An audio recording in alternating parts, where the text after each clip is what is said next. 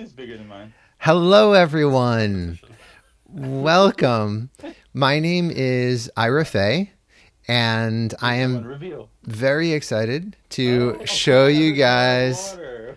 What? show you guys this What game. are you So, doing with Avatar water? You thought I was gonna bring Earth anyway, didn't you? so we have an exciting You thought I was matchup. bringing Earth anyway.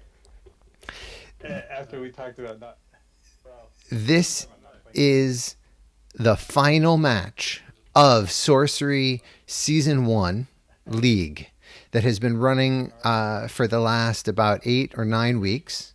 And I'm excited to introduce the players. There is Rumple, who is in red on the bottom of our screen. His name is Nick Crawford, and he is from Southland, New Zealand. And his opponent is Zalem, which is Adam Ray from Loveland, Colorado, United States. And I just want to give a quick shout out to Adam's store. He runs a game store called Games Ahoy, and anyone near there should check it out. He will be having Sorcery product. So if you are not familiar with this game, it is Sorcery Contested Realm, and there are plenty of how to play videos out there. This is the culmination of the league. And I will say, if you're coming to this now, we will be having season 2 of the league coming up pretty soon, probably in the next week, by the end of March 2023. So these players have done very well in the regulation aspect of the league. So the league is 7 weeks long, and during that time, players had to play 8 games. The top 8 players participated in a top 8 cut, and then that top 8 cut was a single elimination tournament. The games are best of 3, and I will go ahead and set myself to black. So the players cannot hear me. I will be trying to commentate. I can hear them, and you can see that Zalem goes first. He's playing a he's playing a Death Speaker deck, and the ability of the Death Speaker is that they can summon minions from the cemetery.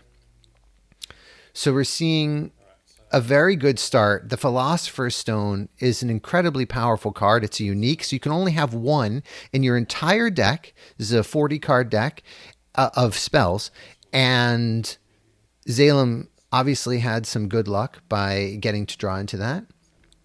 And you can see that the Death Speaker, because of its ability to summon cards from the cemetery, they often will play cards with quite a few Genesis abilities. So Geistwood is a very powerful location.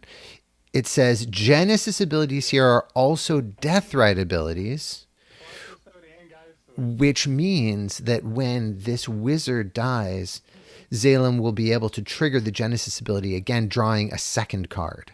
So the wizard is likely just going to stay on the Geistwood for a while. We'll see how long. We'll see how long it does stay there.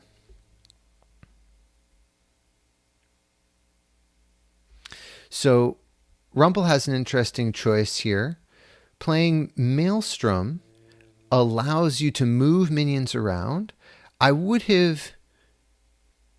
think that he's trying to get to Ennui Undine, which is a very strong minion, but it requires 5 mana, which will be quite a few turns off for Rumple.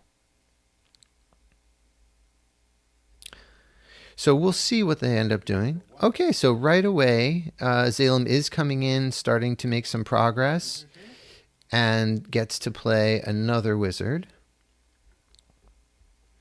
So Zalem right now has an Oasis for 1 water threshold. And And draw a card. so he killed his own wizard. Very interesting. I'm a little surprised by that. We'll pass the turn. Now that's interesting. He played a wizard which only cost 2 mana because of the Philosopher's Stone, and then an imp which only cost 1 mana because of the Philosopher's Stone.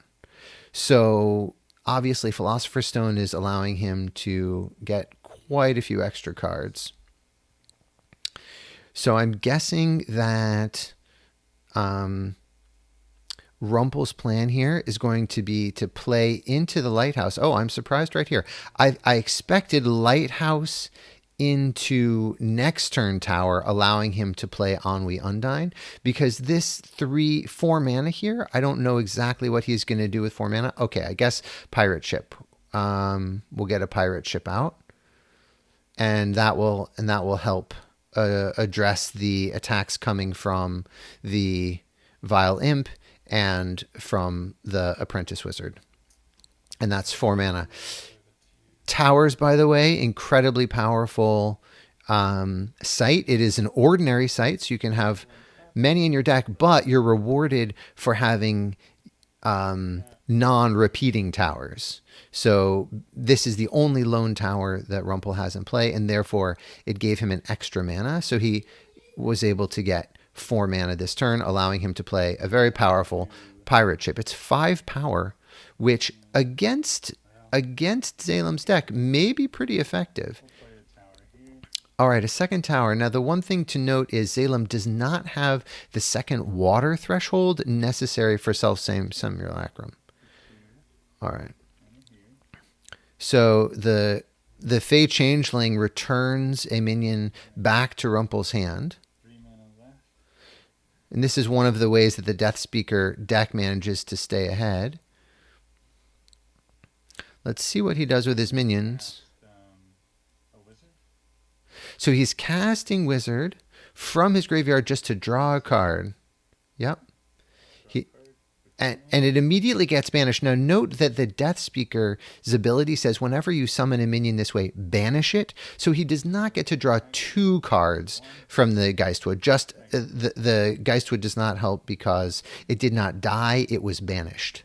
So the Imp came in for 2, the Wizard came in for 1, and now Rumpel is down to 16.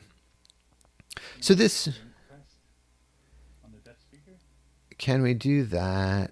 I'm not sure that we can do that.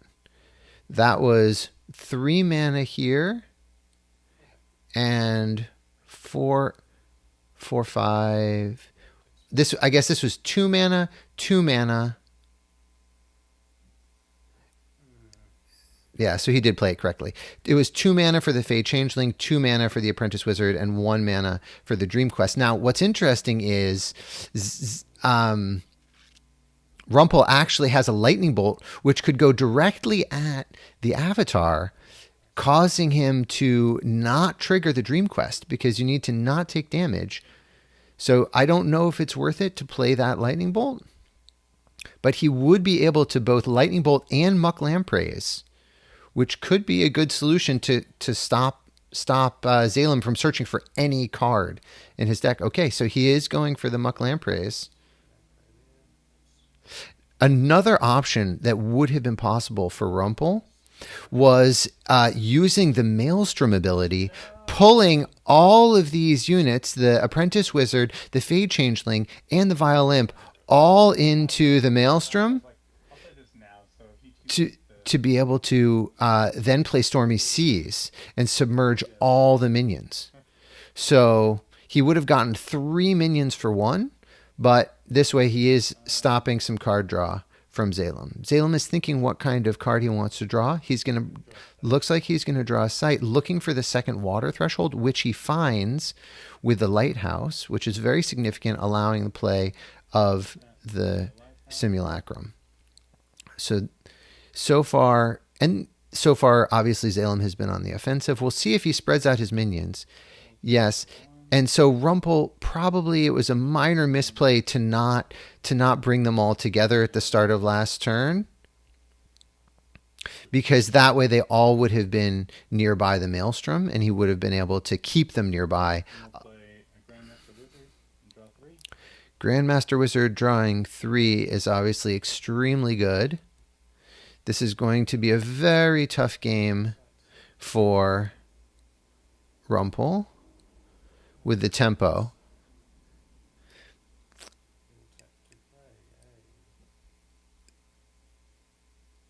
The Devil's Egg, which we may get to see now. So he does have 6 mana to spend. 1, 2, 3, 4, 5, 6 from the tower. This Gothic tower is different from the lone tower, and therefore on the turn it's played, it generates an extra mana. So he has 6 mana to work with. We'll see what he does. He's moving in. This minion has Burrowing and Submerge, and therefore it's able to exist under the Maelstrom, which is a water site, as well as under the Geistwood, which is a land site. And now he's going to be able to play the Devil's Egg. And so Zalem is just remembering Maelstrom, but it's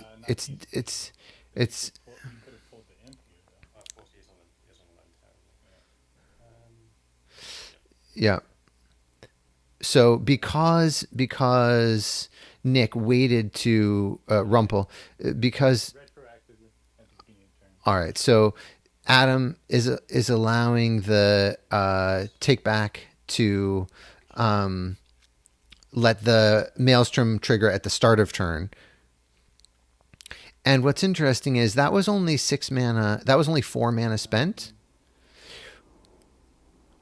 I wonder if this. The Lampreys, I guess, are getting in. They're getting ready. But the card advantage that Zalem has is quite high.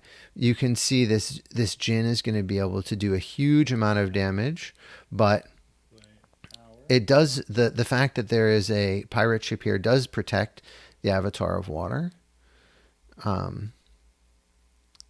So right now, another changeling, obviously very, very tricky. This is a lot of little damage, but it adds up. And we'll see. We have a Highland Falconer.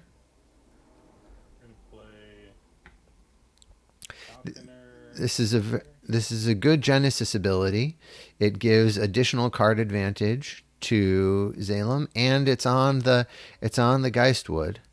So this is going to be a pretty tough matchup, I think, for Nick. We'll see what he ends up picking, but it looks like he picked Sacred Scarabs. They are airborne. You can search your hand or spellbook for a beast and summon it here. So these scarabs are beasts. And so he's playing Selfsame Simulacrum to copy the wizard, drawing 3 more cards. I can't clone.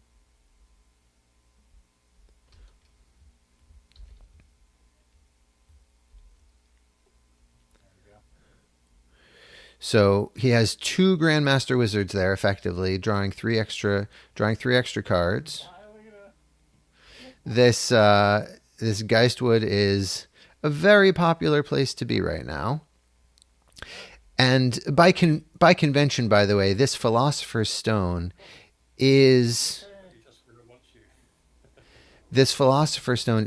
on the Avatar, but by convention, players put it off to the side to make it a little easier to maintain the board state. But it is actually equipped by the Avatar.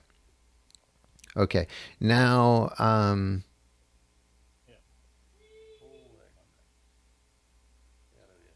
all right, so Rumpel is properly remembering to use the Maelstrom. He's continuing to ramp up his mana base. He's up to 6 mana.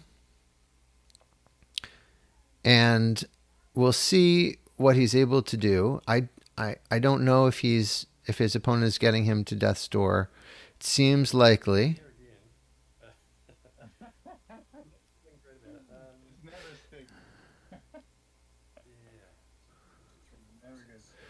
The problem is that problem for Nick is that the Fey Changeling can attack Nothing with your Lampreys? can attack. Nothing with these guys? He, No, I don't want to give you the any more than that. Alright. Tell you what, we'll move you back. Alright. he so it looks like Nick did move the lampreys into the ruins. I'm not sure that this is going to matter much. The changeling can attack into the pirate ship, killing itself, but then immediately being resummoned using the ability of the Death Speaker. So the Death Speaker has just drawn so many cards, and you can see the advantage, the card advantage the Death Speaker was able to generate with the Geistwood and with the Philosopher's Stone, quite honestly, being able to play out many more cards per turn, which in turn generate additional card draw. So I think Adam Zalem is planning on just doing some calculations to see if he can get Use the Changeling Rumpel to Death's Door. or Sight. So he's attacking the site. We'll see if the pirate ship is going to block that. So he did not block the attack. He should take 1 damage.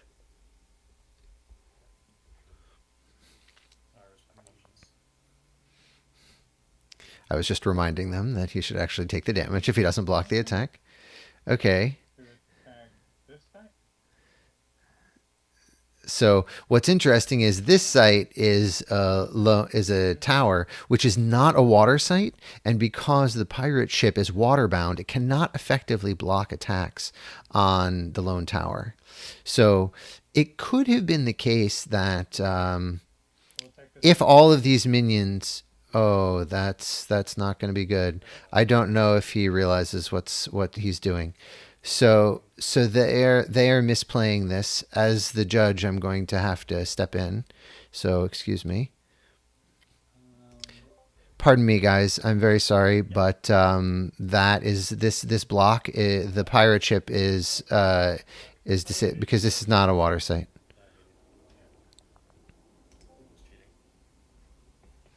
So I don't think that it will make much of a difference in this game.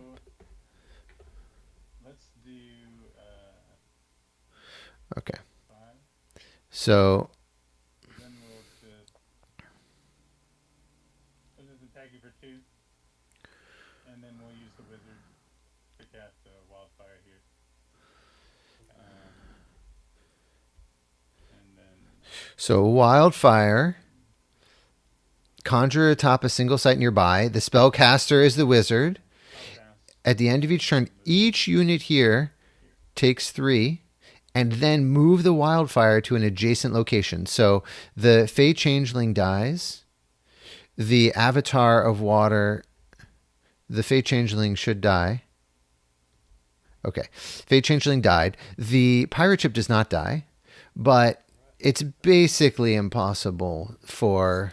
Okay, so Nick is conceding. It is certainly impossible for him to come back from that. I had no comeback from quite a few turns ago, I think. Okay, so they are resetting the game, and it was just too strong of a start by Adam, and obviously the Philosopher's Stone combined with the Geistwood, plus being able to go first, was quite powerful.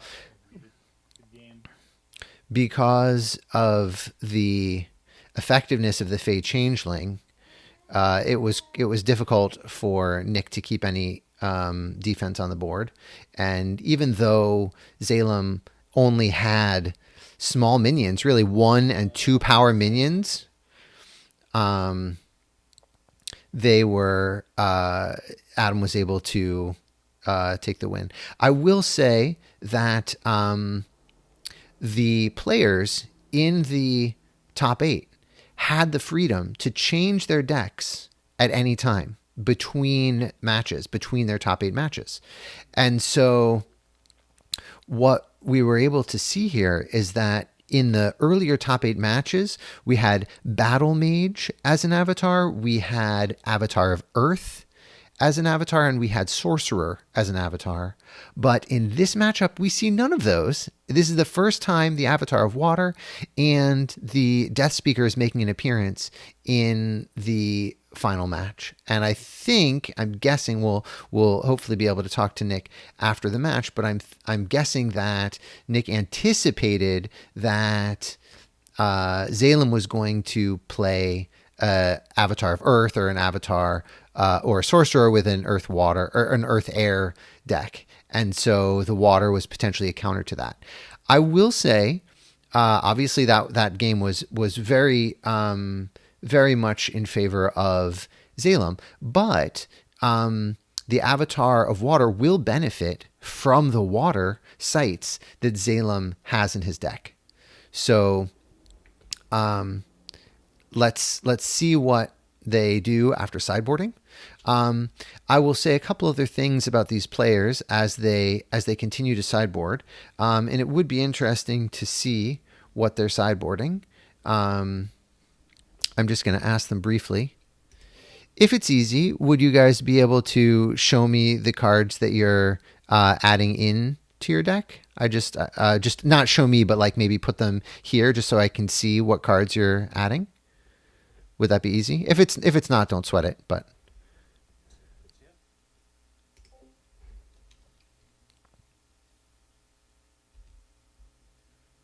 okay, so that's interesting. Okay, great. I know you said it, it's not what you're thinking. I wasn't sure. It's one card, or there's one card. Okay, And these I see. Okay, yeah. okay. I'll just take a quick look. This one was just for the people at home. I see. You're not actually sideboarding that card. No. But I am sideboarding this one. I see. Okay, so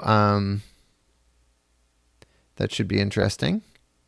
Yeah, I don't think it's going to make a difference at this point. All right, so we have some interesting ideas. Something's going to change. Okay, and it looks like this is fascinating. I cannot believe. That's it. Okay, Oh, sorry. no, go ahead. I really can't believe how much is changing in this sideboarding. No problem. You guys can keep going. This is my sideboard here. This is what I'm bringing in on this side, and this is what I'm taking out. These are the ones going in, Adam? Right. Okay. Right.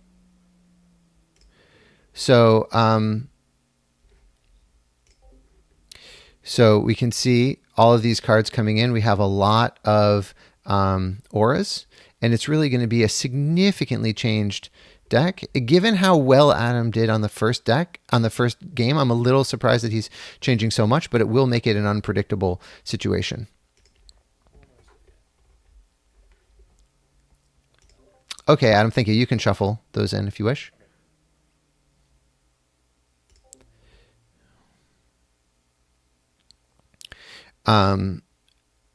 So this is really fascinating. The sideboarding rules allow players to bring 10 cards of any type, including avatar, site, or spell. And so what we've seen is that both players are changing their avatar, which is amazing. So going into a Enchantress deck for Adam means that it's unlikely that Nick is going to have a bunch of disenchants, which are one of the most powerful counter technology against Enchantress. And we have not seen a lot of Enchantress in the finals, though it is a very powerful deck. The difficulty is it can be countered by enchants. Let me just take a quick look. This is okay. And these are going in. Yes, you're good. Thank you. Okay, so they have finished sideboarding, and I think they're both going to surprise each other. It'll be fun to see how they feel as they both reveal their new avatars, to see what the surprises that they had in store for each other. I'm quite happy. I want to just comment that that they were. I want to see what their reactions are. I'm going to listen and hear what they say. All right. Ready. So they Ooh, touche. they Avatars. they both changed avatars. I have not seen that before. Also, uh, it's it's a little bit funny that that Rumpel included the Avatar of Fire. The Avatar of Fire was the least played avatar in all of the league, and so it's a little bit of an in joke because nobody played it except for one sort of joke game. All right, so.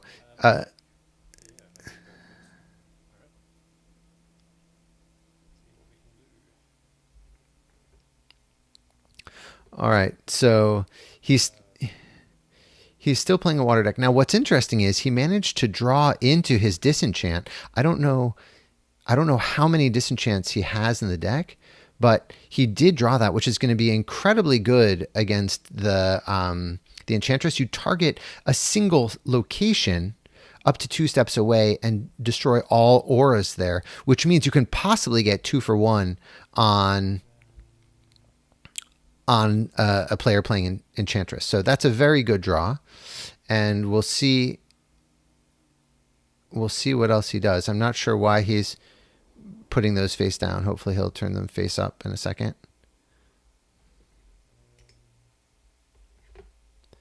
Do you need help? Okay, you got it.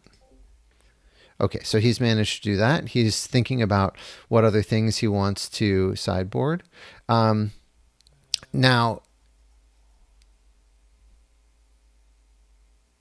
okay, he's getting rid of another water side. I'm a little surprised by that. I guess he's searching for towers. And we see a very nice start from Adam. Obviously, it's not quite as good without the Philosopher's Stone, and he does not have he does not have any towers, which means that he will not be able to play these early. Now, he might end up drawing more sites and drawing into a tower, but at the moment, okay. So Adam keeps his hand. We'll see if these 2 water sites help him. And it's interesting to see this from Rumpel. I will say that the Seer's ability triggers at the start of each turn. So Adam just reminded him. Yeah, what I did when I first started playing with Sears, I put a little thing on top of my deck. So Adam is suggesting that Rumpel can put a token on top of his deck as a reminder.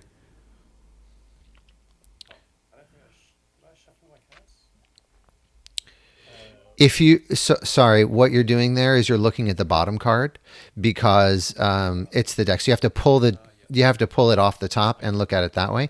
And you did not reveal any new information because you had sideboarded. I mean, not sideboarded. You had mulliganed, so it's fine. You can just leave it as it is.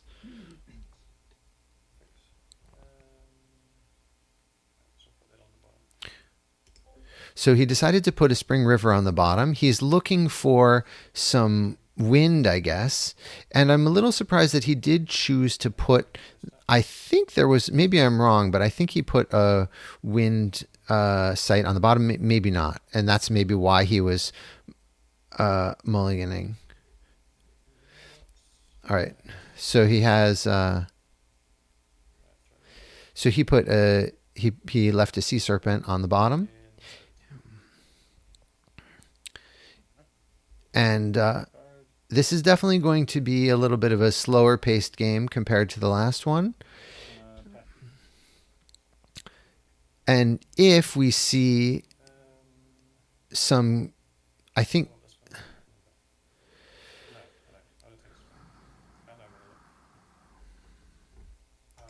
Stand by. Yeah, pull it off the top, please.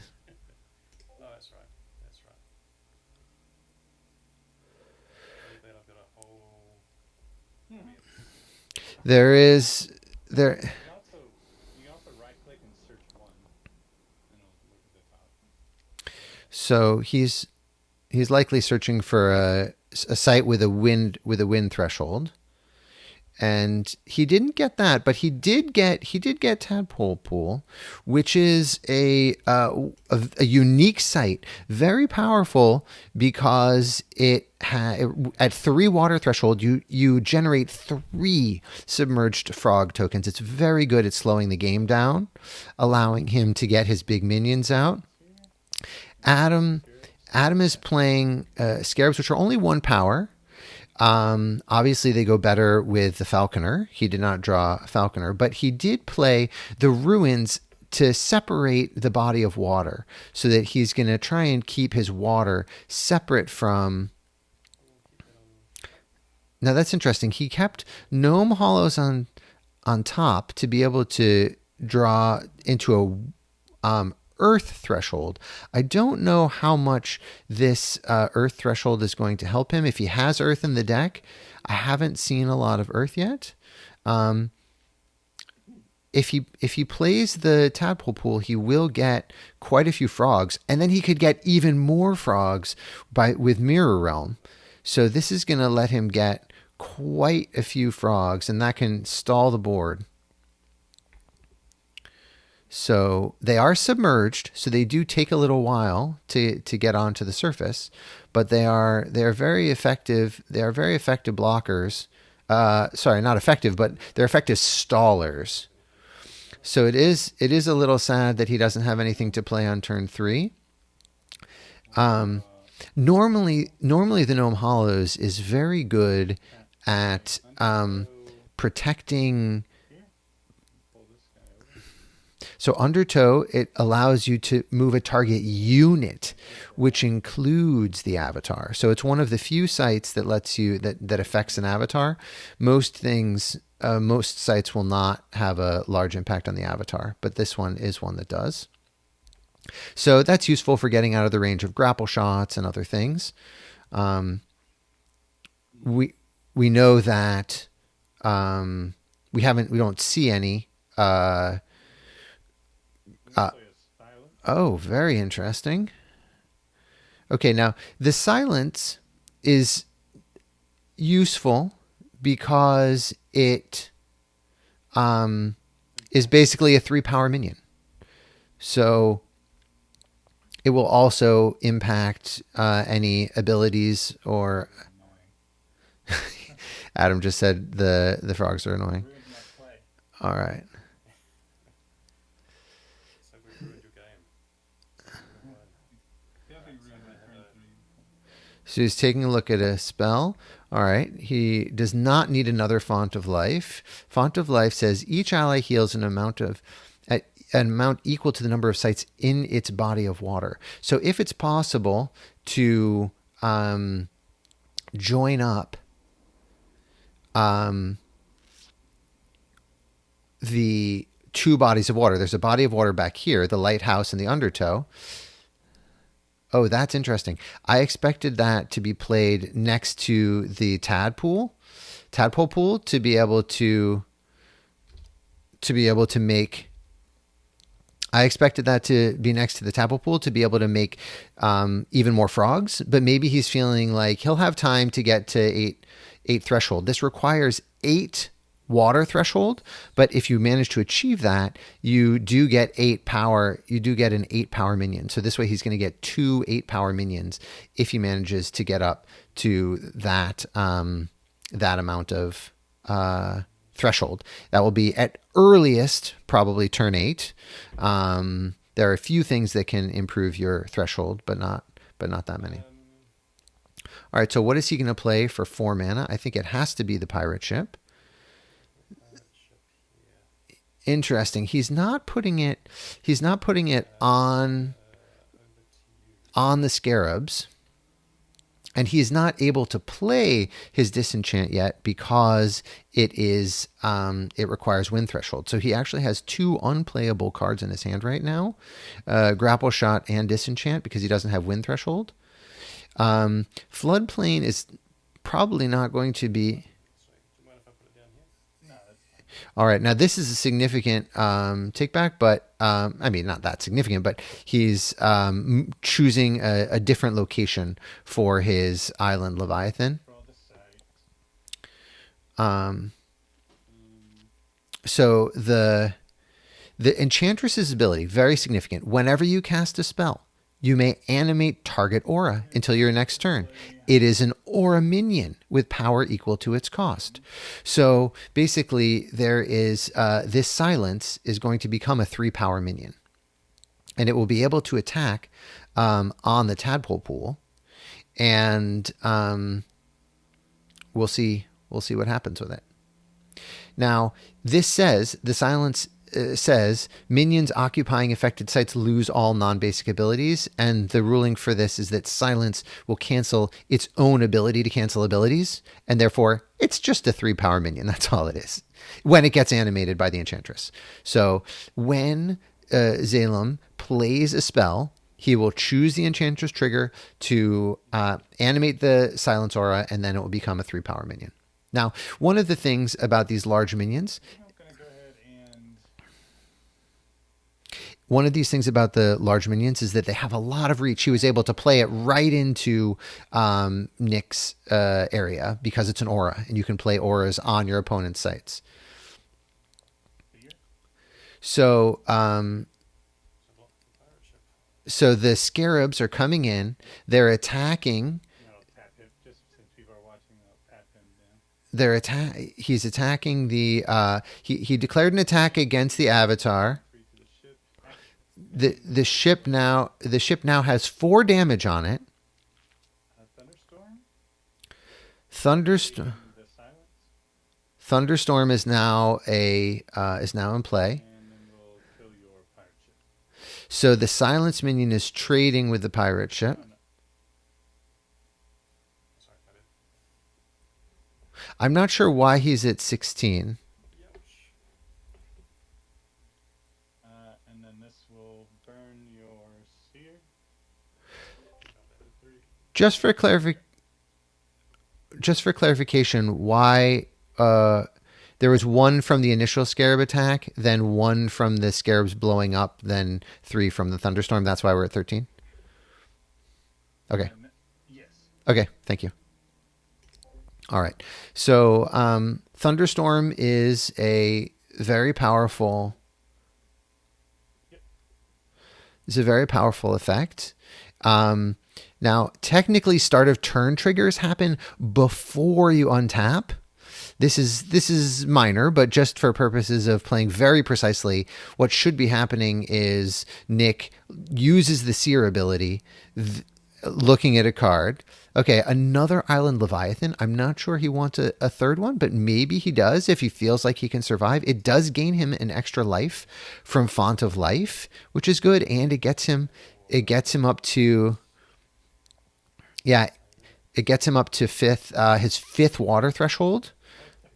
So this is pretty amazing, and I'm a little surprised that. So he has 5 water threshold. The frogs are surfacing, See if we can psych up. and This thing comes to left, doesn't it? You can. Yeah, it can. so I'm not sure what he's doing. He's not surfacing. Okay, so he's leaving. He's surfacing 1 frog. Okay.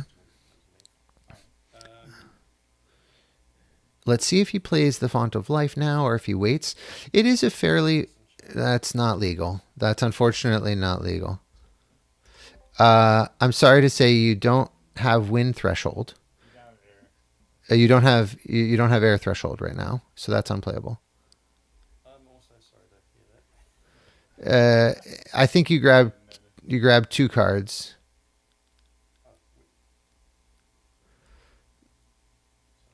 Hold on, Nick. I can help you if you want. Can I help? Yeah, thanks.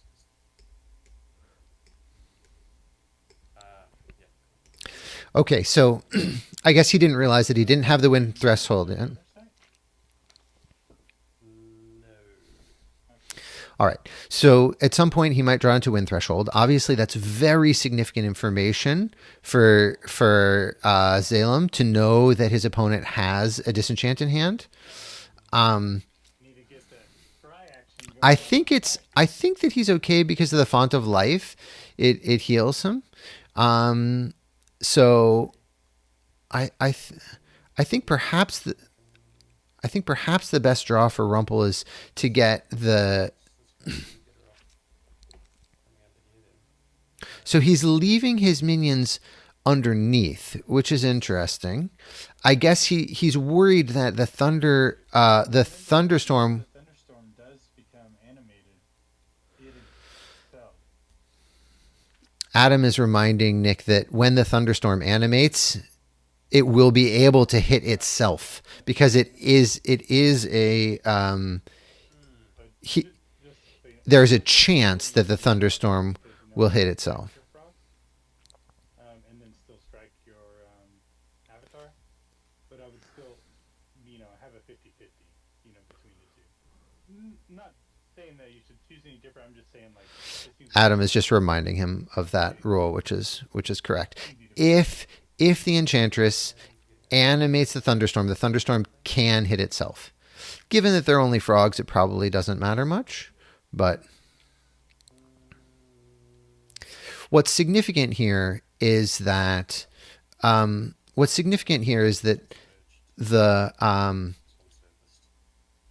okay. So sorry. I'll get back to that in a second. So interestingly, he didn't play Font of Life there. I might have played it. It does only heal 5, but he might draw into something next turn where he really needs to be able to play it. Oh, the significant thing that I was going to say. The simulacra. The significant thing that I was going to say was We're gonna activate the thunderstorm. knowing that the disenchant exists, he won't overlap sites. As a copy of the thunderstorm. So this is a very weird interaction. But what's happening is, I don't believe that's possible right now because at the time you cast this simulacrum, this is not a minion. So when you do this cast, Adam, you have to be able to. Oh, I see. You're casting it. Yeah, you're right. You're right. I believe this is in your back as well. Yeah, it's true. So what happened? Just to clarify, what happened? You cast it right here in this location, and then before it resolves, you're using the Enchantress ability, which causes this to become a minion. Now that the simulacrum enters the battlefield, enters the realm, it is now being summoned as a copy of this, which is a minion. And now it immediately expands out into an appropriate shape for an aura. So go ahead and expand it as you wish. Okay, so that has happened. It's now this is a very interesting situation. At the moment, we have an overlap on the middle. Pass the turn, and we're gonna stack these triggers. So if he draws into an air threshold, he will be able to disenchant both thunderstorms. Okay. So this is a minion. We're going to use this minion. So the thunderstorm is going to move, I think, because he knows that the disenchant exists. Be right in the way of this thunderstorm, isn't it? He has too many thunderstorms. Usually that's not a problem. So, Rumpel, just at the moment, since we're still on, so you're 13. Thank you. All right. Yeah, sorry. I guess the benefit, so he's moving. Normally you can, so he's attacking for 4. So it's just a normal attack for 4. And then it's going to hit itself.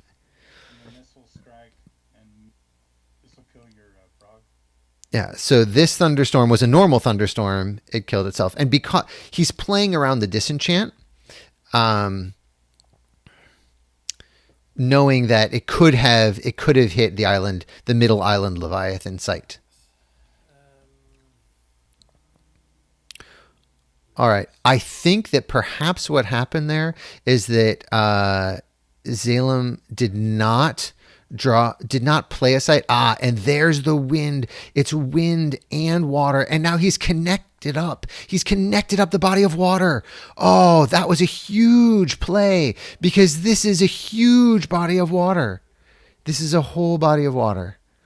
It's a 9. It's a body of water of 9. He's going to heal 9 with Font of Life.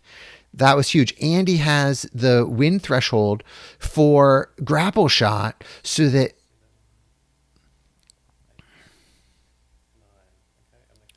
that was incredible. So a huge Font of Life for 9, being able to connect up. So that coming. And- I couldn't and- a non-water site, unfortunately. And he's up to now back up to 18. And maybe Zalem did draw a card with Enchantress. I feel like maybe he didn't play a site last round, and maybe Enchantress didn't even untap.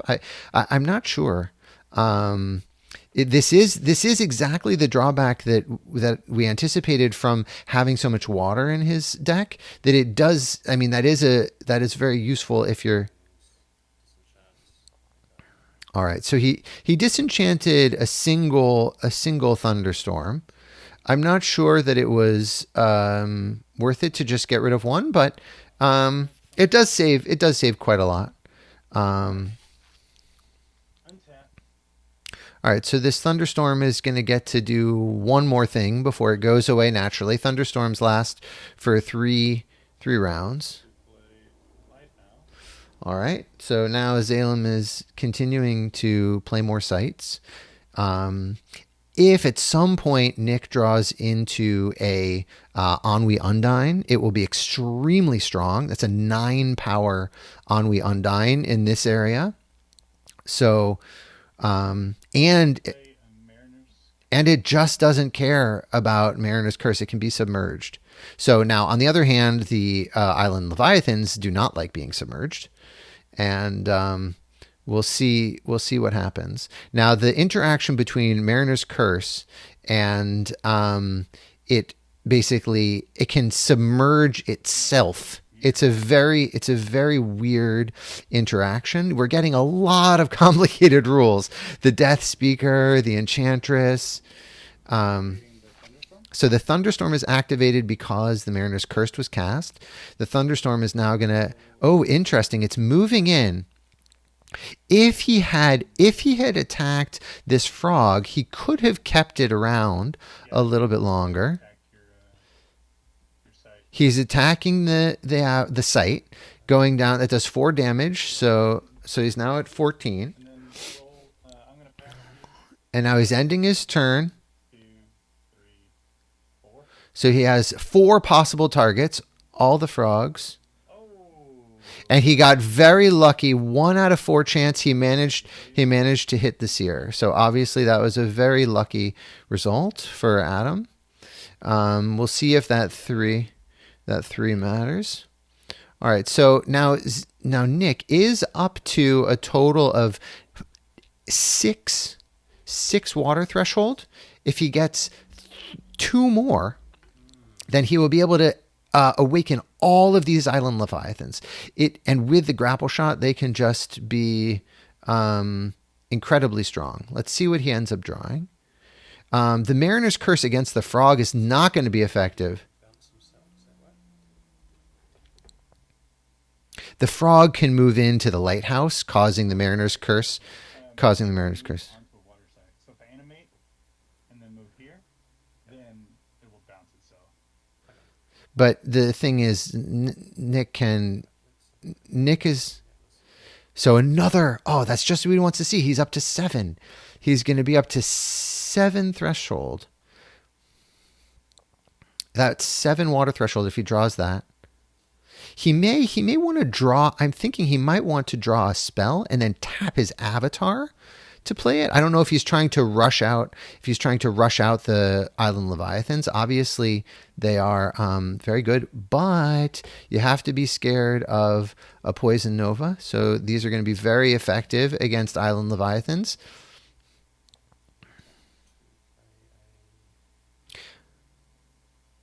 Let's see how close he plays it.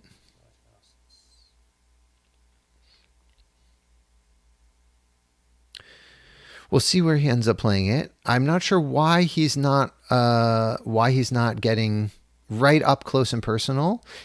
I think that Nick does have the advantage right now, and if he is able to make attacks at a bunch of places, I'm a little surprised a frog didn't move in. A frog could have moved in to the. You were muted, Adam. If you were saying something, I don't know if you were saying something. I'm sorry, I say no movement with these two guys. So he's asking if Rumpel wants to move in the frogs, and I think that's a very generous thing to just clarify, because had the frog moved in, the Mariner's Curse would have submerged it, and it would have returned to his hand. All right, so he's able to draw 3 cards from the Grandmaster Wizard, and now the Mariner's Curse is activated as now a 3-power minion. Attack your site right here. Oh, it's my side. Yeah. Okay. Yeah. I will go in and block the froggy. Okay. So as soon as you enter, Yeah. this actually gets returned to my hand. Frog doesn't die. Frog submerges. Frog does not die. So it's I was just wondering why I didn't return it to my hand last time. But, so that was a weird interaction. What happened was the attack was interrupted in the middle because the Mariner's Curse's ability resolved because the frog entered the site. Okay, now that's a tower. I don't think that Nick wants that. It'll be interesting to see if he draws another site blind or if he draws a spell blind. He can tap to draw a site blind using the Seer's ability just to tap to draw a site. So the one thing that Zalem has is a huge card advantage right now. He has a total of 6 cards in his hand. Of course, it will be tricky for Nick to deal with a. It'll be tricky for Nick to deal with this, but I don't think he's expecting the Poison Novas, and this Grandmaster Wizard is a spellcaster. So it's possible the Grandmaster Wizard will be able to take out all of these Island Leviathans. It could be the most... release the beast guy? Grapple shot. Be hard. I'm only holding one card. Island Leviathan grapple shot. We'll see. Oh, it's actually a bit tricky, isn't it? If I've got 8 water threshold now, but as soon as I pop one, it's going to go down to 7. Yeah, he notices he only gets to do 1. Yeah, that's the new thing. Originally, you would do them all 3. Uh, Now that they're activated, you can only do. That's right. You do 1. And I think what's interesting about that, he only gets to do 1, but I think it's going to end up working in his favor, ironically, because the Poison Nova would be able to take out all of them. This guy. The one in the very back. The one in the very back. All right, so we get a rubble. It turns into a rubble. And he does have 8. He is going to grapple shot. Okay. All right. So he takes 8 damage, and now it's going to be able to attack for 8 more. An attack as well. And an attack after that. And So that just did 16 damage. That's obviously very useful. It doesn't really matter. Zalem has a lot of ways to deal with it. The Fade Changeling can bounce it. The Poison Nova can destroy it. His threshold is still printed on the card, or is he just a plain 8 monster? All right, so we're getting a rules question if it maintains the threshold. He's no longer a static. Okay. I agree with that. I don't think he provides threshold, though it would be cool. It's interesting. It's not actually true that only sites provide threshold, Adam, because there are artifacts that do. I'm not sure. Those specifically say it in the text, right? Yeah, but this says it right here. It's actually not clear to. Well, it's on the card. I mean, it's literally on the card saying that it provides threshold. That is the shorthand for. Right side next Yeah. to the 8. Yeah, that's the shorthand for this card provides threshold. Shorthand for this stack provides threshold, but I think it could go either way, like you said. Probably needs clarity. Yeah. I think this is an important ruling in this situation. I think I would like to know what you think is. Rumpel, how did you anticipate it? Were you expecting it to provide threshold, or were you not expecting it to provide threshold? I didn't expect to have 3 of them out and have to think about it. Yeah. I yield to Zalem. He's Oh, I don't know. I honestly, I agree with. I don't know the answer. This is undefined. No, that's why I was checking the rulebook right now just to see if it said anything about providing threshold. Normally, sites are what provide threshold, but we know that. Yeah, I think it's. I think if we just think about it for a moment from a thematic perspective, it is an island walking around. It's no longer a water thing. So I'm going to go ahead and rule that this does not provide water threshold once it transforms into a monster. okay, cool. Thematically, that's why is it flooded? Just after it's transformed, place flooded rubble underneath. Oh, flooded rubble. Yep, sure. Great. Yeah. Well, that's my turn. All right. Hopefully that was the correct ruling. Can you find a quick? There. One of the things about the league is that we get to explore these corner cases of rules. I mean, this is one of the most complicated matches. The Enchantress is incredibly complex. Death Speaker, Seer, all of these things. Untap this frog. Okay. And both your frogs are. So Zalem is just confirming that frogs are not doing anything. All right. So I think we. Zalem is considering what kind of card to draw. He drew another Grandmaster Wizard. I will. Obviously, that's quite useful.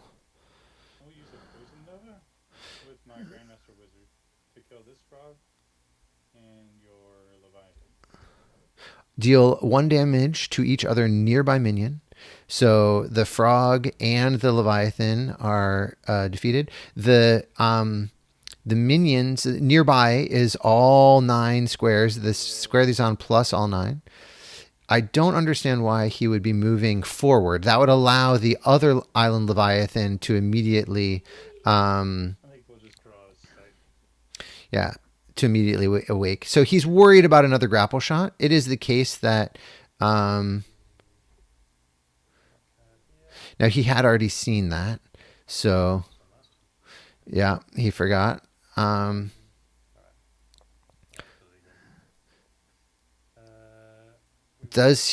right, so he's drawing Chain Lightning. It is effective. I think that's a good choice. He does have 2 win threshold. He's going to tap to draw a site, hopefully drawing into another water, which he does, color out of space. So that provides all threshold. And now he's starting to sort of recover his... Untap the spell. This is a close game. Obviously, there's still some work that needs to be done to get Zalem down to Death's Door. That Thunderstorm is very important.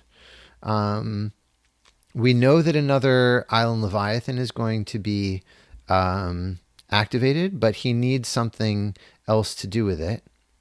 Another grapple shot, obviously, would be important. Play River of Flame over here. River of Flame is a fire spellcaster, very effective to be able to play a Poison Nova. Quite significant, defending that whole area of the board. Play a Mariner's Curse. Mariner's Curse getting played over here. So one of the things that's great about the league, before we don't actually have cards from Alpha yet. We don't have physical cards. We are using the league as an opportunity to explore the rules and make sure that we understand all of the possible interactions. So This is gonna burn. so we can see how much slower tempo this game is, and all of the fact that Nick chose to ramp up to 8 mana, and then So we'll pass turn. Burn you for 3. so he got hit by the thunderstorm, and then the thunderstorm was able to move. So the thunderstorm is not a minion right now, but he will be able to do. Yeah, so that's a Philosopher's Stone. Very powerful card early in the game. Not as useful when you have 7 mana on the board. Okay, Blink could be could be game winning, because it allows him to tap to play color out of space, awaken this Island Leviathan, blink it to the lighthouse, and then attack with attack with it. So he's playing color out of space. Yeah, that gives the 8th threshold. He's awakening that Leviathan. Okay. Getting another rubble.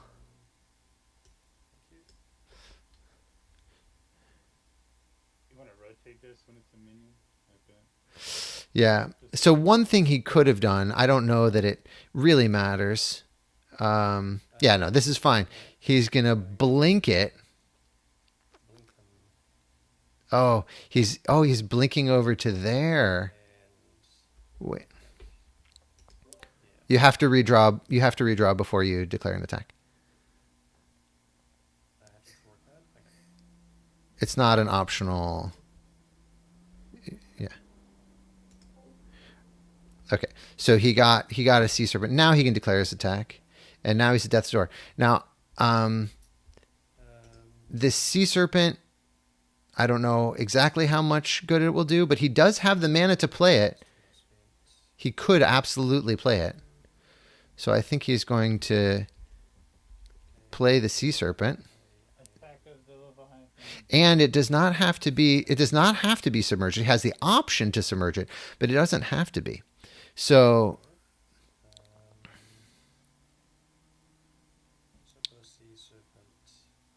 he's going to be vulnerable to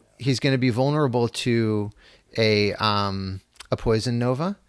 Obviously, Zalem is very happy to see the Sea Serpent there and not on defense, because this gives some opportunities for Zalem. Though he's at Death's Door, he will likely, I think, be able to put. He will have a good chance at putting Nick to Death's Door, because this Sea Serpent is not around to block the thunderstorm. Because of these 2 rubbles, it would have been possible. So he's submerging the Sea Serpent. I'm not sure what good that does. It will not be able to immediately surface an attack, but it does protect it from a Poison Nova. So this is a very close game. It is the case that Nick is still far enough away that this Chain Lightning is... Oh my gosh, this chain lightning is going to work. Nearby, deal 2 damage to target unit nearby. He can chain it from the thunderstorm to the Grandmaster Wizard to the Enchantress. And in fact, if it turns out that the Grandmaster Wizard dies in some way, maybe he can surface his Sea Serpent at that point and then use the Sea Serpent through the chain. Deal sorry, does it allow? Yes, target unit, so he can chain lightning through his own Sea Serpent. Oh my gosh, what a play!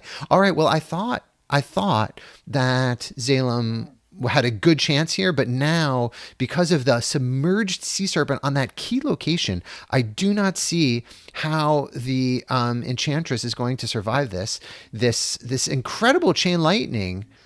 I don't know that he will. I mean, maybe hopefully he will see that he can go through the thunderstorm, because that is a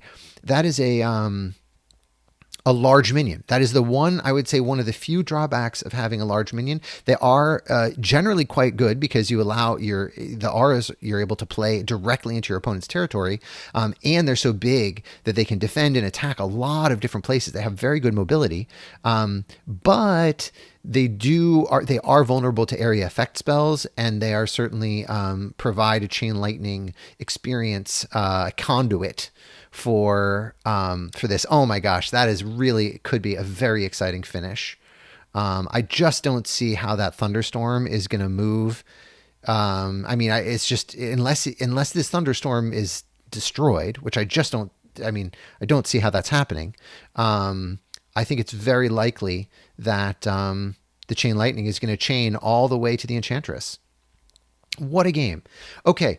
I want to mention, I've been trying to say this for a while, but Adam was undefeated.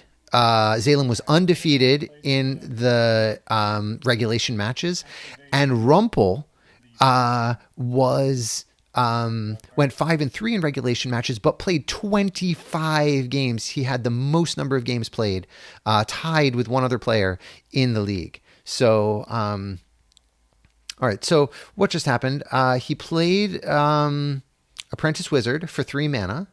So he still has 1, 2, 3, 4, 5, 6, 7 mana. So he has 4 mana left.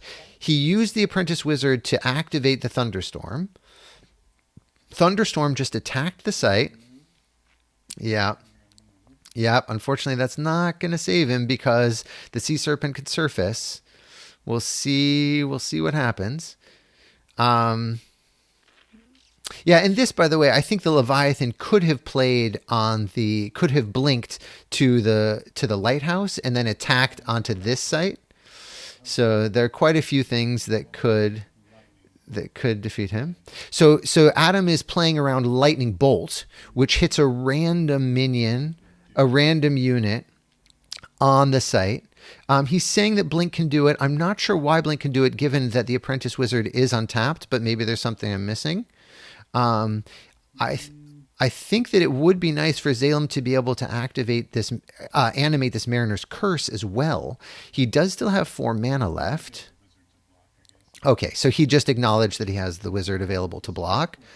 So he's saying just grapple or lightning bolt. He is not thinking of chain lightning, but chain lightning will get the job done if Rumpel surfaces the Sea Serpent and then chains through those cards. Mariner's Curse could get... So we'll go ahead and Stormy Seas this guy. All right, so he's playing Stormy Seas to submerge the Leviathan, which is no longer... Yeah, so the Leviathan is died to the submerge, and now hold on, we have to resolve Thunderstorm. You have to resolve Thunderstorm. So Thunderstorm could hit itself.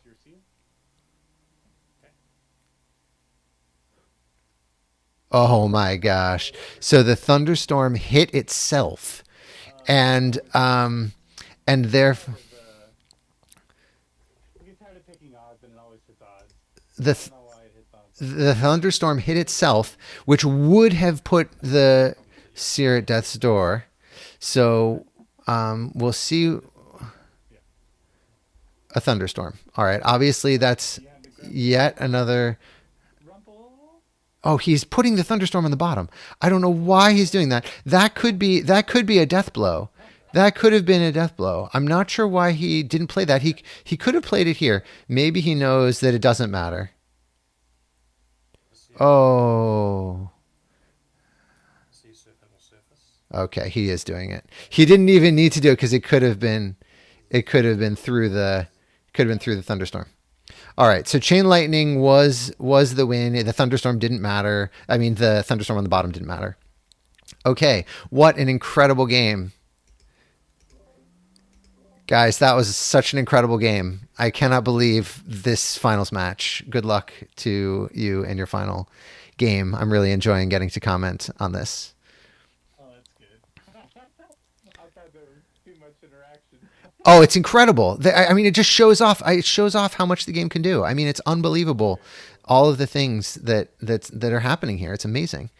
That's good to hear. Oh. Like it was backfiring. No, it's so fun. It's so fun. All right.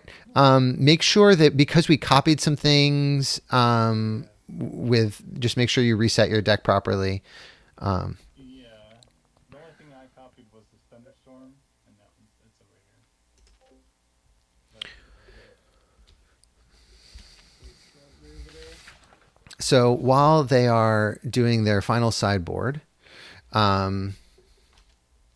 okay, so you guys can just get your deck back into whatever case it was after game 2, and then go ahead and sideboard, show whatever you want to sideboard after that. So I'm just going to help a little bit, Nick, if you don't. Oh, maybe. Did it get? There it is.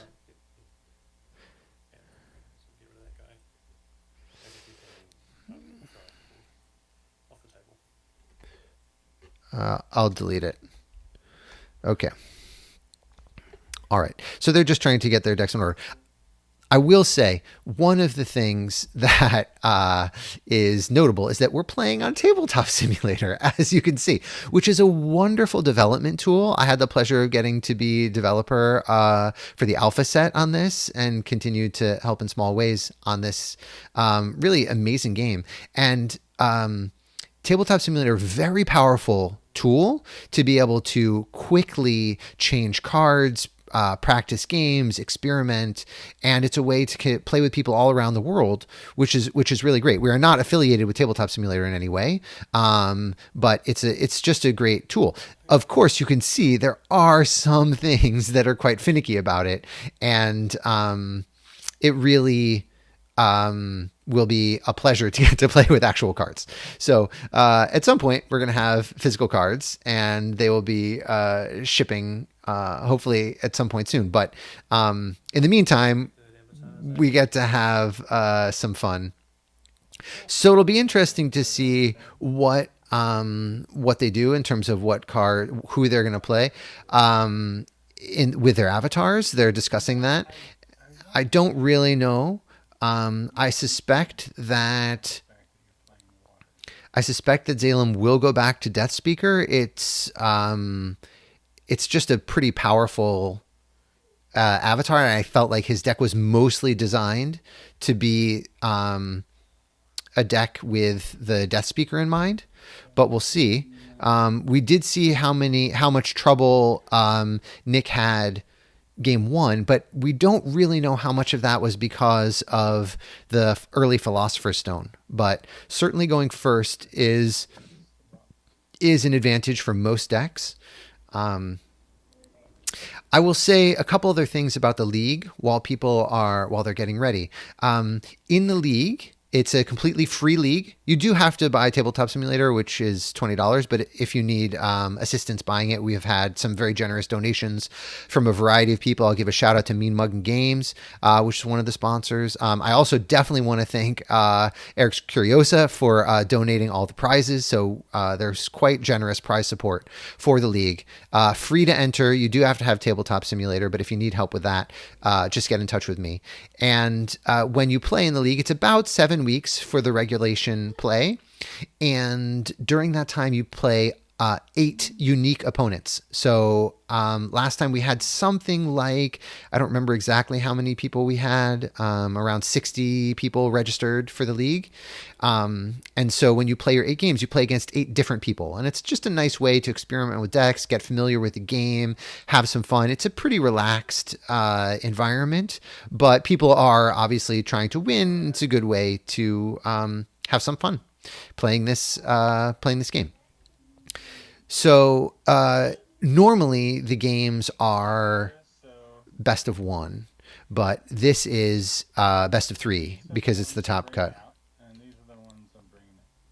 All right, so these are the new cards going into Zalem's deck. He's putting those Violums back in, and he's removing Dream Quest, Atlantean Fate. Right, Atlantean Fate, not quite as useful against a water deck, taking out 1 Poison Nova, and again, Mariner's Curse. Okay, I'm surprised. Dream Quest, very powerful card, but obviously if you take direct damage, not as good. Leave mine. Yeah, I think I'll just leave mine as is. All right, so he's all right, thank you guys very much, everybody. Hold on, this has 43 cards. Is that intent? That seems... I know I had more than 40 cards to start with because I was making a deck last night. Okay. All right, so 43 is correct. We still have let's just double check real quick. Where's your sideboard? These are sideboard. Okay. So great. Did this come out? This was one sideboard? Yeah, that came out of my first deck. Got replaced by Okay. something else. Great. All right. Good luck. Have fun, guys. I'm it. Ready, Rumple? All right. So this has just been some great sportsmanship. Interesting. So Zalem stuck with the Enchantress. Awesome. What an exciting matchup. This is Enchantress versus Seer. Oh, and look at this opening draw. Getting an Amethyst early game is very powerful. This is 1 extra mana and provides a win threshold, which we saw that there was Rumpel struggled with a little bit in game 1. So Death Dealer, incredibly powerful, but obviously a late game card, getting rid of it. And River of Flame, very, very useful. Thunderstorm, incredibly good. Just one of the most powerful auras. I think probably the most powerful aura in the game. Especially with Enchantress, it's dealing 4 damage as a minion plus an additional 3 damage for 3 turns and has the ability to move itself around. I'm surprised that Rumpel is sending back all of those water sites. I feel like he does need water. I guess he's looking for a second wind, knowing that he has quite a few in his deck.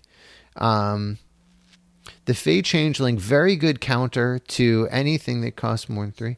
He's keeping Recall. I'm not sure what Recall is going to do early on. And this Gnome Hollows, I think, is not that useful against Zalem's deck. Maybe there's something that he's thinking about, or maybe, honestly, there are Earth cards. It's possible that he has Earth cards in his deck. We haven't seen very many yet, but it could be possible. Color Out of Space, starting with. He has all the colors that he needs. Let's see what Nick is going to look at. He's looking at a site. Does he want a river? I think he's happy. He's happy to keep that river. He now has 2. All right. He can start with the Island Leviathan, I guess. With that river, if he had, all right, so he's playing the Gnome Hollows. I'm not sure exactly how useful it is. Had he played a water site, so either the Island Leviathan or that Autumn River, he would have been able to play a Lone Tower turn 2, and then would have had 4 mana. Gnome Hollows, Lone Tower, third from Lone Tower, and then a 4th from Amethyst Core. He could have played a turn 2 Sea Serpent, but it is waterbound. So not as useful. He got another Font of Life, which obviously was a key card in game 2, allowing him to heal a huge amount. I think he's going to be happy to get this Autumn River, though it's not quite as effective at this moment because he already knows what's on top. He'll probably, I would think, play the Island Leviathan right now because he already knows what's on top. And had he wanted to, he could have put the Font of Life on bottom. I would think it's slightly better to play the Leviathan, given that he already knows what card is on top. And he chose to, maybe he is going to switch to Island Leviathan. He can play Muck Lampreys.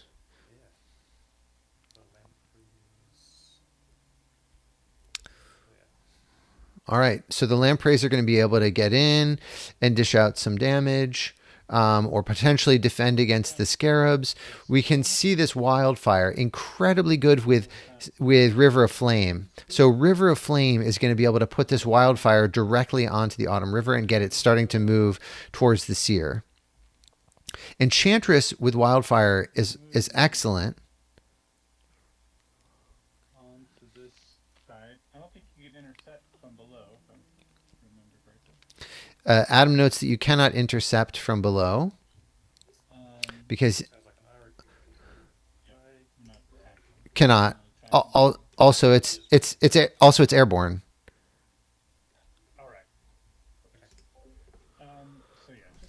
Had he attacked the site, then the Muck Lampreys could have surfaced to block. But he's just biding his time and waiting because he wants to dish out the 3 damage from the Scarabs onto the Avatar.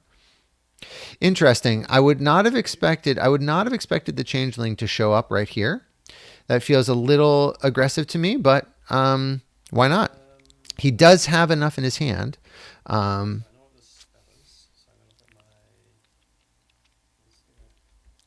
So Maelstrom, quite good, can pull. That's going to allow him to start pulling the Scarabs around. All right. Is he taking spells or is he taking? I think he needs spells, but he still has 2 sites in hand already. We'll see what he does. I guess he wants to get the Maelstrom down. The Maelstrom will help control. Obviously, the color out of space, it would be nice. He wants to be able to connect up to that to get a really good font.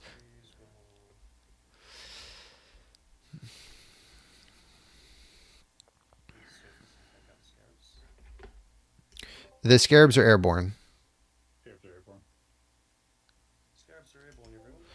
So he's trying to attack them, but they are airborne, so they cannot be targeted. In this game, airborne is a defensive, a pretty defensive ability. It is a mobility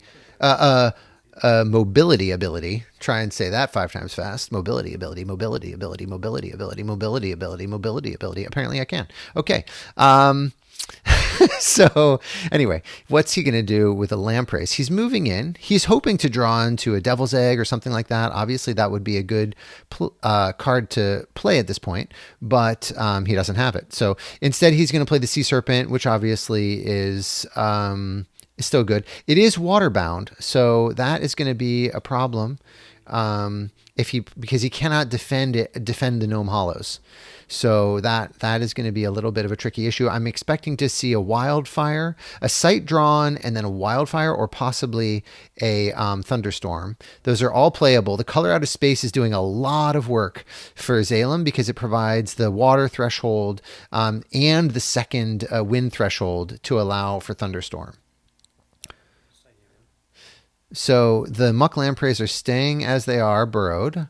I'm not sure exactly what benefit or cost it has. Maelstrom is now in play, and now Sea Serpent can be played. So we'll see where the Sea Serpent goes. He can play it because we have Amethyst Core plus Maelstrom plus Autumn River allows the Sea Serpent to be played.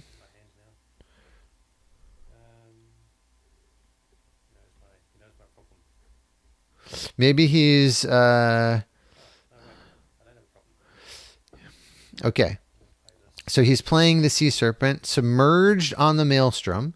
I'm a little surprised why it's submerged. We'll pay it submerged. All right, so it is submerged underneath the Autumn River. And And therefore, the Muck Lampreys are moving. Where are they going to move? I'm not sure what Rumpel's game plan is here, because in this game Zalem did not draw a lot of water sites. These waterbound minions, like the Sea Serpent and the Pirate Ship, have a lot of trouble. So if he draws into a grapple shot, that obviously could get the Sea Serpent all the way over to the Enchantress, and that would be good. spellcaster. You good if I just shift these Yeah. Serpent over? So the Sea Serpent is submerged. The River of Flame is a spellcaster, and what's powerful, particularly powerful about this, is as a site that is a spellcaster, it can cast spells from either the surface region or the subsurface region. So that means that even though these are submerged, if Zalem draws into a poison nova, these guys could be, the Sea Serpent and the Muck Lampreys could be poison novaed by the River of Flame while submerged. So River of Flame, a unique site, incredibly powerful, unique site. Probably one of the most powerful fire sites. So again, we're seeing a sort of an enchantress. The similar strategy that that Zalem had in the first game, just doing this little bit of chip damage here and there. We know that Font of Life is on the surface, is on the top of Nick's deck, but the problem is Zalem has managed to build a wall of land sites, which means that the font is just not going to be as useful. Right now, it's a 2 hit point, 2 life font.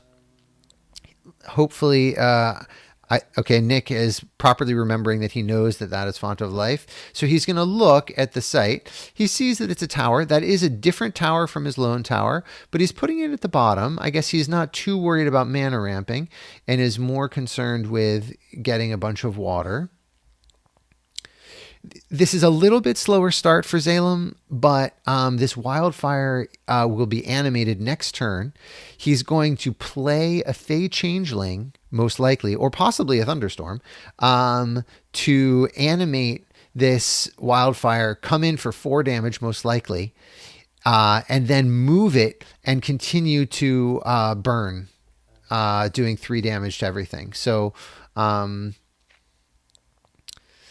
So this is conjured atop. It's doing 3 damage it's doing 3 damage on top, but because the Muck Lampreys were submerged, they did not get hurt and would not get hurt by the wildfire. All right, and we note that Nick just said, "Oh, I'm worried about a poison nova." It turns out that Zalem does not have that in his hand. He has 1 Fade Changeling and 1 Thunderstorm, but that's still a 4-power minion that dishes out 9 extra damage over 3 turns. So we'll see.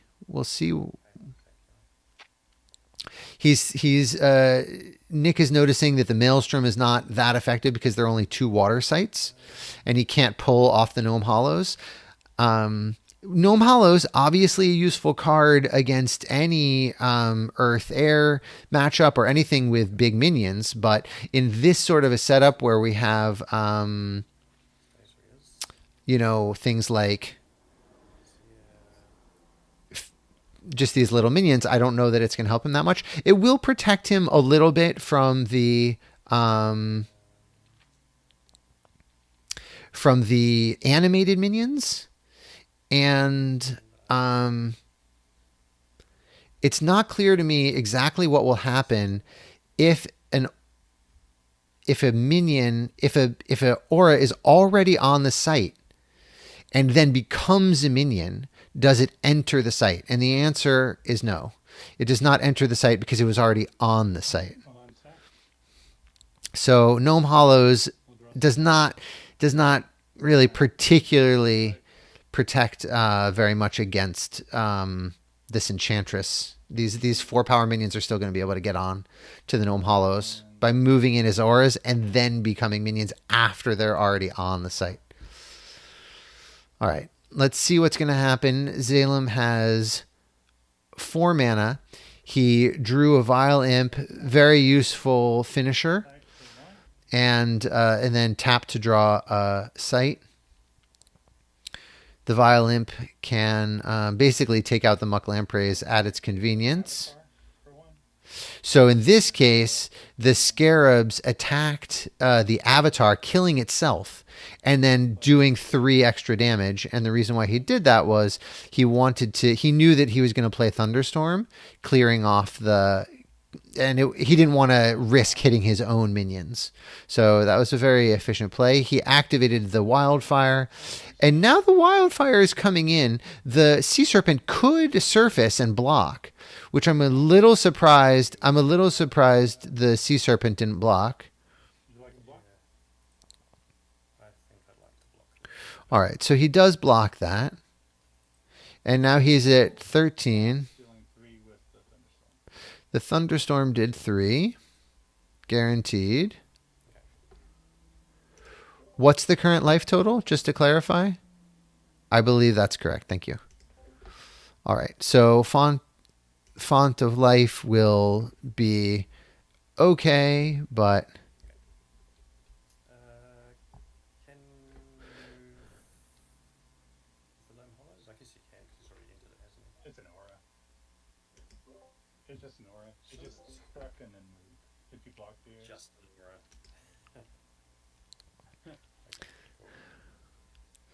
all right, so let's see what he ends up looking at.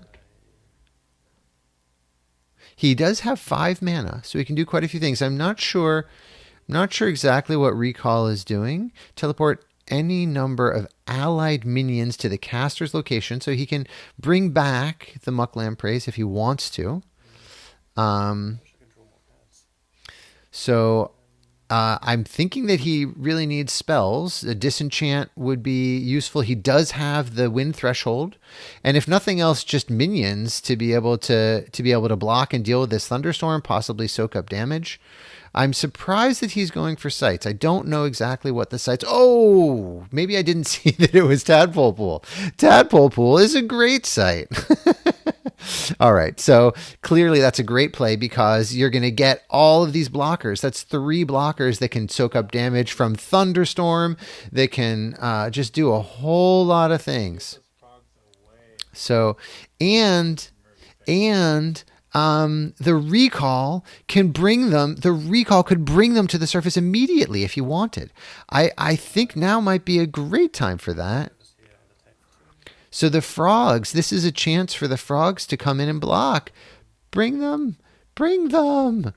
That's why. The Recall. All right, we'll see if he does it. Font of Life, he's trying to figure out if he's going to get to Death's Door or not. I think that, he wants to gain as much life as possible, so he's waiting, I guess, to play Font of Life. I'm very surprised to have not seen the Recall or the Font of Life. So Enchantress drew an Aquamarine Core, and again, this is convention. This is on the Enchantress. This is on the Seer. And I think Zalem, though he has the Vile Imp, which is going to be able to take care of the Muck Lampreys very efficiently. The Thunderstorm is going to continue to do its work. I'm a little surprised that the Enchantress is moving. I don't know exactly why. I guess it's just trying to prepare for a... Forgot the Aquamarine Core takes up the mana. We're definitely going to play the Violent. So the Vile Imp takes care of the Muck Lampreys with 2 power. Vile Imp goes over to the left side of the map. The Thunderstorm is now activated. It's going to get in for 4. The Frogs would not have been able to block the attack, and you can see the mobility of this Thunderstorm. It could attack any of these. And we are clarifying that because the thunderstorm already occupied the Gnome Hollows, this move is acceptable because he was already in it, so he didn't enter it. And the frogs would not have been able to block this attack, but they would have been able to potentially soak up the thunderstorm lightning bolt, saving some damage to the seer. So this way, we have a chance of hitting the thunderstorm, a chance of hitting this seer. All right, if it's an even, it's going to hit the avatar. Okay, so the avatar gets hit, going down to 3. And we'll see what happens. It seems very tricky to avoid the death's door. But there is nothing currently in Zalem's hand that will be able to deal the death blow. And I guess his thinking is he has so much life that the avatar itself could come in and deal the death blow, because there are not that many things that interact with the avatar. It also allows for different spell casting options. All right. So this is a turn that Nick could have 1, 2, 3, 4, 5 sites, 6, 7 from the tower, 8 from the amethyst core. So we could see a Deep Sea Mermaids. All right, Deep Sea Mermaids show up submerged, and they get to draw a spell off the bottom. How do I get the bottom card off the sticky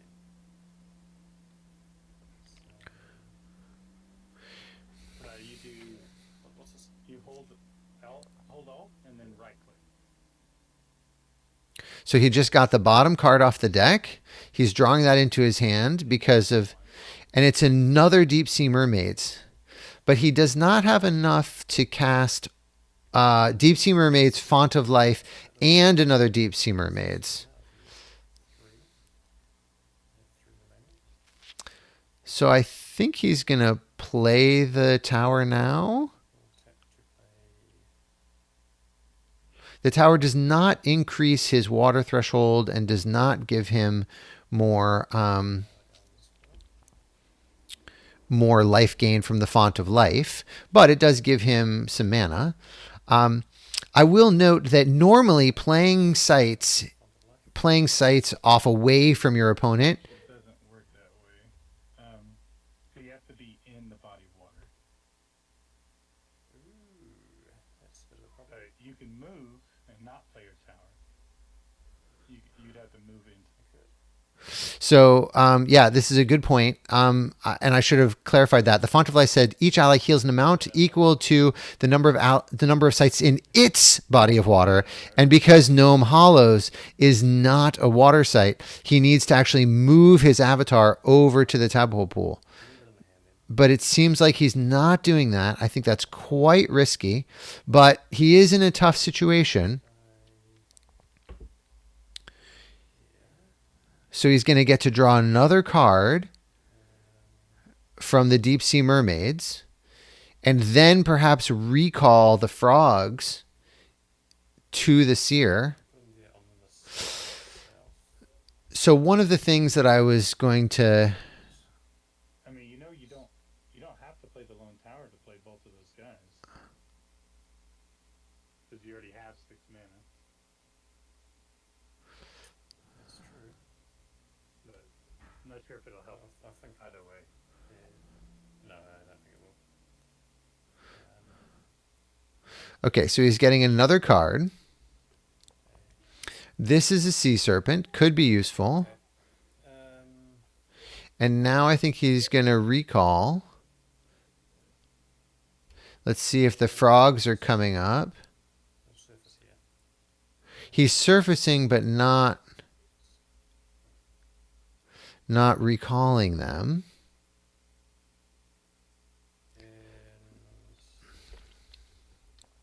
This says, by the way, recall says, teleport any number of allied minions to the caster's location.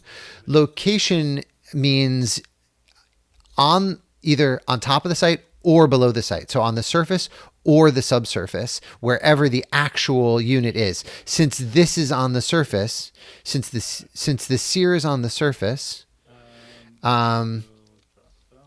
okay, so I'm realizing, in fact, I misspoke earlier. I forgot recall has 2 wind threshold. And so, in fact, he did need to have this tower down to be able to play the recall. So that is why he did not play it earlier. But now he could have. So he could have played the recall now with a lone tower plus the amethyst core. And that is maybe one drawback of having this etiquette of having the sites, the cores off to the side. It is easy to forget that you have it. So let's see what's happening. The imp is coming in attacking for 2. And this, we see that the avatar was able to potentially come in and make the death blow, or the putting him to death's door. Yeah, and this is the challenge with the Font of Life being a little late, because once you're at death's door, you cannot heal. So this is unfortunately, he's not going to be able to heal once he's at death's door, because it seems very likely that Zalem's going to put him at death's door this round, this turn.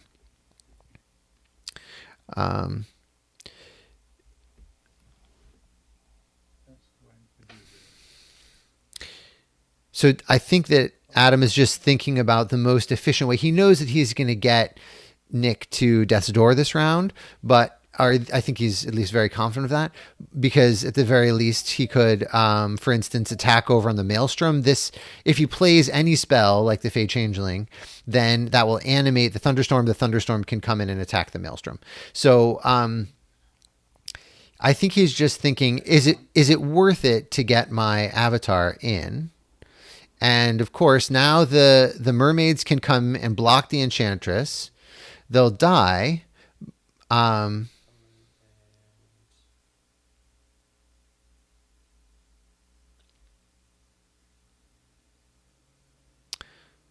Yeah, so I think he has to block. I don't think there's any reason not to block. You get to deal the damage to the avatar. So that was blocked. Silence shows up on... Right. One of the things I'm remembering now about this lone tower, often it makes sense to play your sites in the back to avoid being attacked by your... So he got attacked on the river for 4, and because of the silence aura, the thunderstorm does not do any thunderstormy things, does not lose any counters, and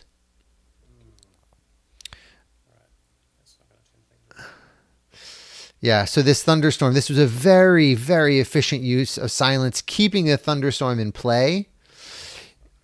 And I think that's game, but we'll see.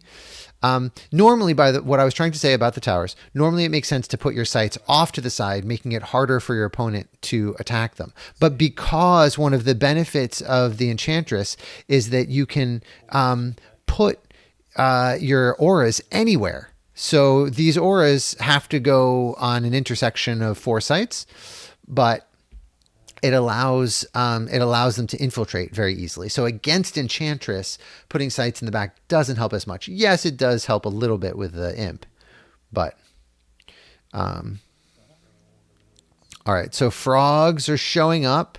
Frogs have arrived. They're trying to defend. And right now, it's actually not enough to be able to win. That will actually be enough.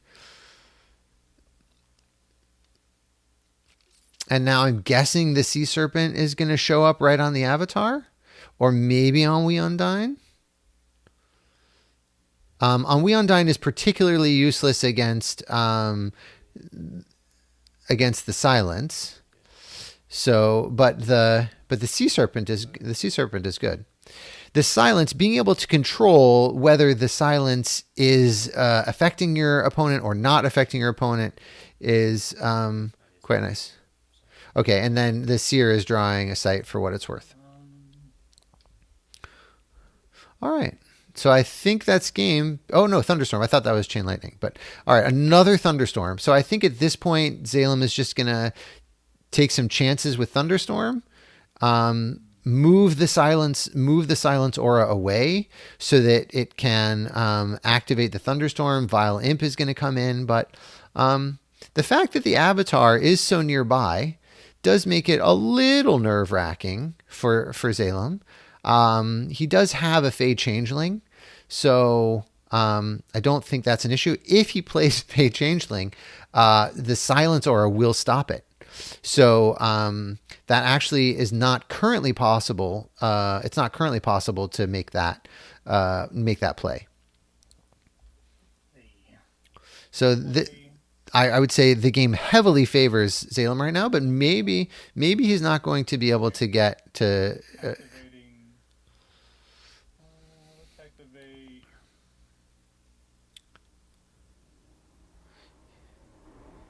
He's activating, I think, the silence.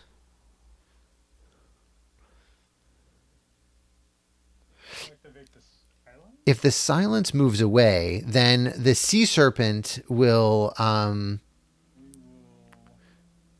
The Sea Serpent will not be able to. Attack your Sea Serpent. Oh, interesting. He's attacking the Sea Serpent. All right, he's thinking a little bit more. So right now, so just to be clear about game state right now, Thunderstorm was played. Silence has been animated. Is that correct? Right. Okay. Silence has been animated. All right. So the silence is now moving. I think that he was worried about the Sea Serpent coming in to defend the Seer, but in fact it's impossible because of the Gnome Hollows. And maybe it's the case that Silence dies. Yeah, you're not blocking. No, I got on the Sea Serpent. Okay.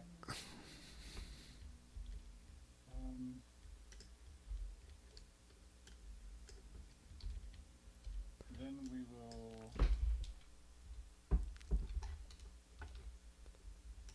We'll attack. I accidentally do that into my hand. Sea Serpent with the violence.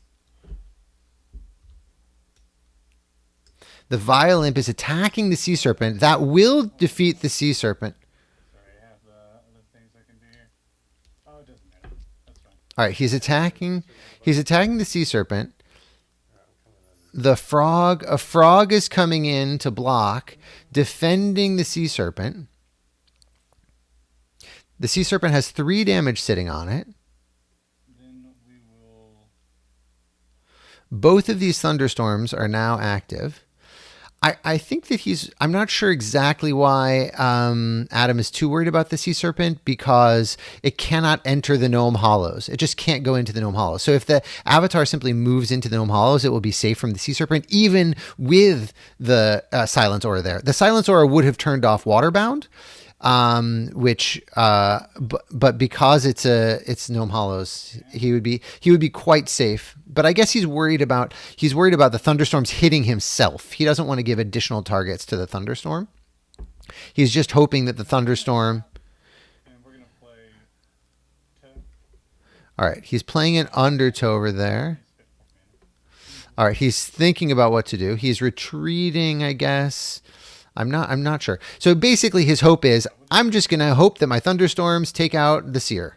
There are a total of 1, 2, 3, 4, 5, 6. 1, 2, 3. Your Avatar. 4, 5, and 6. All right. So the Avatar is 3. So your Avatar is 3. This is the first one. All right. That's the Sea Serpent. Sea Serpent just went. Yeah, so that was obviously a very lucky. Well, maybe not very lucky. Very lucky would have been a 3. Your Avatar is 3. Oh, and that's game. That's game. I actually got some good rolls that game. Hey, I don't always get bad rolls. What a game, guys. What a game. Congratulations, Adam. Great series. Really, really fun to watch. Nicely played by both of you guys. And incredible deck building. What deck building? I mean, look at these creative decks. Everybody was worried it was going to be Earth Air double, mirror match, and we got incredible creativity here. So thanks for showing it off. Yeah, we definitely try to mix it up a bit. And with the sideboarding, switching avatars, amazing. I really didn't expect the Avatar Water in game one. Right. Yeah. Why did you choose to go with Avatar Water over? Guys, it's quite late for me, so I'm going to say good night. But thank you. Thank you so much. It was really a pleasure getting to watch this. Thank you for your participation, and I'm looking forward to getting to play more games with you guys in season 2. All right. Thank you. Thanks, Sarah. All right. Bye. So thank you all for watching. It was just a great match, and please join our Discord and watch out for the season 2. Thank you very much again to Eric Curiosa for the prize donations, and thanks to all the players for making it a great league. Bye. Have a good rest of the day.